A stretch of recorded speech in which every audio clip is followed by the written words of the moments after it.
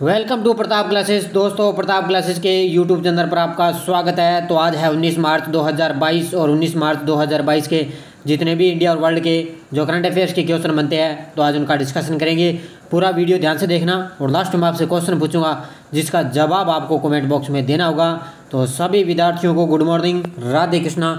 और जो भी विद्यार्थी हमारे चैनल पर नहीं है तो चैनल को सब्सक्राइब कर लें और इसके पास लगे बेल आइकन का घंटा दबा लें ताकि हम जैसे ही वीडियो अपलोड करें उसका नोटिफिकेशन आप तक पहुंच जाए। और वीडियो लाइक शेयर कर देना।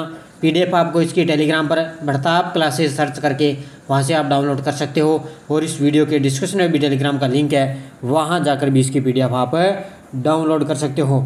तो आपको पता है होली का त्यौहार है जो कल समाप्त हो चुका है।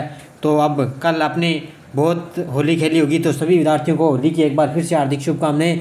और होली का जो त्यौहार है वो समाप्त हो चुका है और अब आप लग जाइए अपनी उसी दिशा और उसी लक्ष्य की तरफ, अपनी तैयारी में जुट जाइए और अपने अस्त्र शस्त्र उठाइए और उस लक्ष्य को हासिल कीजिए।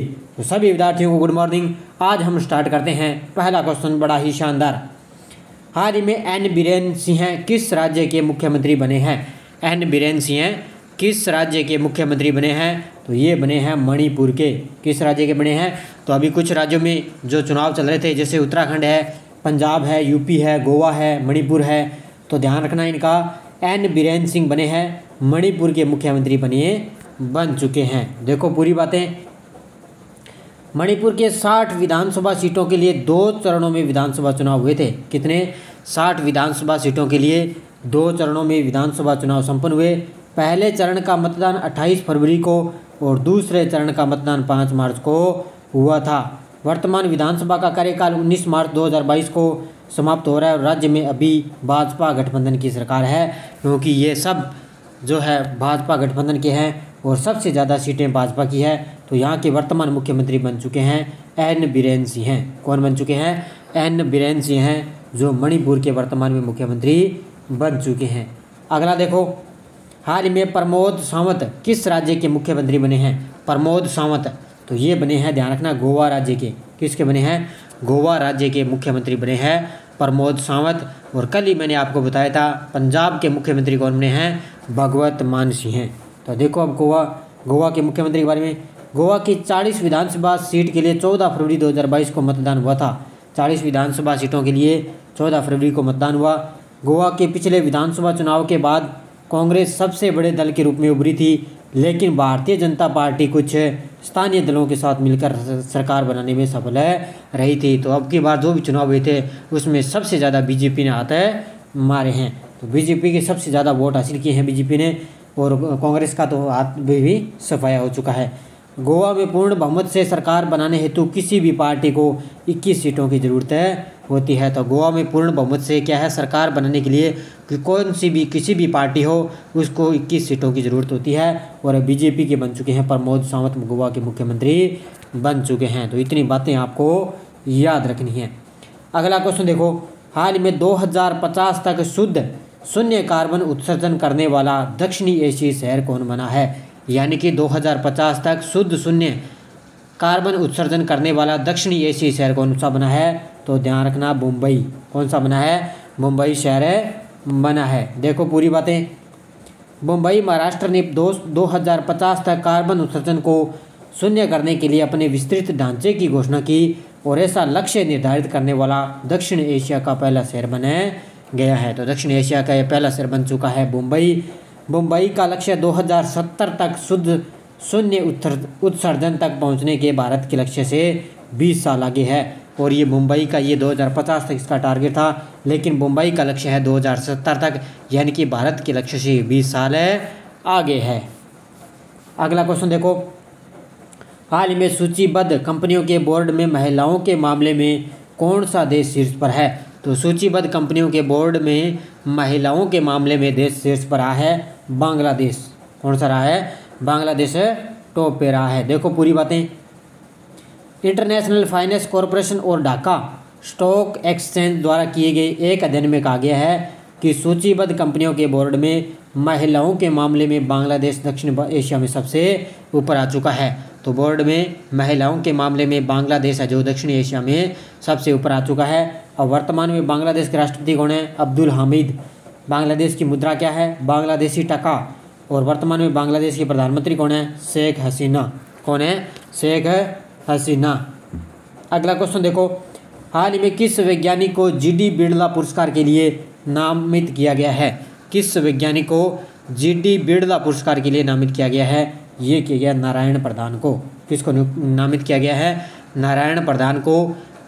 ये है एक साइंस वैज्ञानिक, इनको क्या है? जीडी बिड़ला पुरस्कार के लिए नामित किया गया है। देखो पूरी बातें, प्रोफेसर नारायण प्रधान को भौतिक विज्ञान के क्षेत्र में उनके उत्कृष्ट योगदान के लिए वैज्ञानिक अनुसंधान के लिए 31वें जीडी बिड़ला पुरस्कार के लिए चुना गया है। 1991 में स्थापित यह पुरस्कार 50 वर्ष से कम आयु के प्रख्यात भारतीय वैज्ञानिकों को दिया जाता है और इसमें 5 लाख रुपए का नगद पुरस्कार दिया जाता है। तो एक तो ये ध्यान रखना कि ये 31वें जीडी बिड़ला पुरस्कार इनको दिया गया है और 50 वर्ष से कम आयु के प्रख्यात भारतीय वैज्ञानिकों को दिया जाता है और 5 लाख रुपए का इसमें नगद पुरस्कार दिया जाता है। तो अब की बार प्रोफेसर नारायण प्रधान को ये पुरस्कार दिया गया है। अगला क्वेश्चन देखो, हाल ही में किस देश ने महात्मा गांधी ग्रीन ट्रायंगल का अनावरण किया है? तो किस देश ने महात्मा गांधी ग्रीन ट्रायंगल का अनावरण किया है? तो ये किया है मेडागास्कर देश ने। किसने किया है? मेडागास्कर देश ने। देखो पूरी बातें, आज़ादी का अमृत महोत्सव को चिन्हित करने के लिए मेडागास्कर में महात्मा गांधी ग्रीन ट्रायंगल का अनावरण किया गया है और मेडागास्कर में भारत के राजदूत हैं अभय कुमार ने एंटोनारिया। ये एंटोनारिया क्या है? मेडागास्कर की राजधानी है। ध्यान रखना क्या है? मेडागास्कर की राजधानी है। एंटोनारियो की मेयर नैना एंड्रिएटिहोना के साथ ग्रीन ट्रायंगल का उद्घाटन करके आज़ादी का अमृत महोत्सव मनाया है। तो मेडागास्कर में भारत के राजदूत कौन है?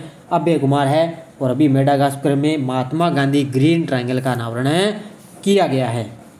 अगला क्वेश्चन देखो, हाल ही में किस सरकार ने ई ऑटो के पंजीकरण और खरीद के लिए माई केवी ईवी पोर्टल लॉन्च किया है? मतलब किस सरकार ने ई ऑटो के पंजीकरण और खरीद के लिए माई ईवी पोर्टल लॉन्च किया है? तो ये किया है दिल्ली सरकार ने।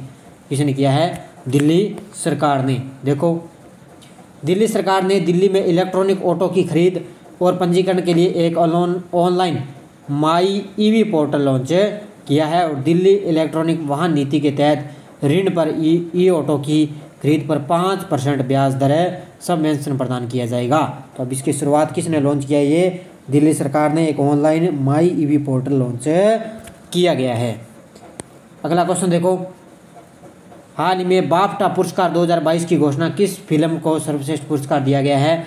या भी बाफ्टा पुरस्कार 2022 की घोषणा हुई है और इसमें किस फिल्म को सर्वश्रेष्ठ पुरस्कार दिया गया है? तो ये दिया गया है the power of the dog.